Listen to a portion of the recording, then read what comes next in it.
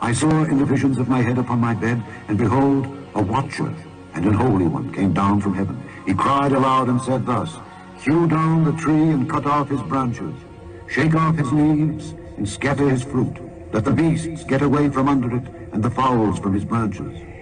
Nevertheless, leave the stump of his roots in the earth, even with a band of iron and brass in the tender grass of the field. And let it be wet with the dew of heaven, and let his portion be with the beasts in the grass of the earth.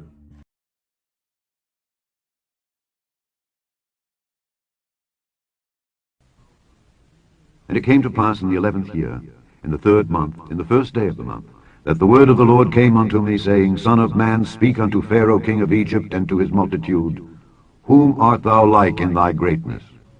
Behold, the Assyrian was a cedar in Lebanon, with fair branches, and with a shadowing shroud, and of an high stature, and his top was among the thick boughs. The waters made him great. The deep set him up on high, with her rivers running round about his plants, and sent out her little rivers unto all the trees of the field.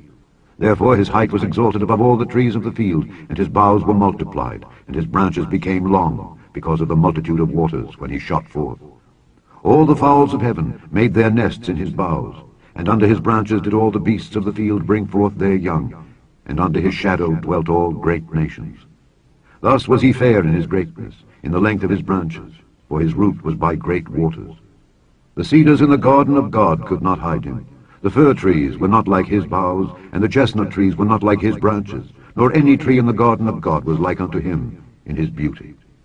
I have made him fair by the multitude of his branches, so that all the trees of Eden that were in the garden of God envied him. Therefore thus saith the Lord God, Because thou hast lifted up thyself in height, and he hath shot up his top among the thick boughs, and his heart is lifted up in his height, I have therefore delivered him into the hand of the mighty one of the heathen. He shall surely deal with him. I have driven him out for his wickedness. And strangers, the terrible of the nations, have cut him off and have left him. Upon the mountains and in all the valleys his branches are fallen, and his boughs are broken by all the rivers of the land. And all the people of the earth are gone down from his shadow, and have left. The fir trees were not like his boughs, and the chestnut trees were not like his branches, nor any tree in the garden of God was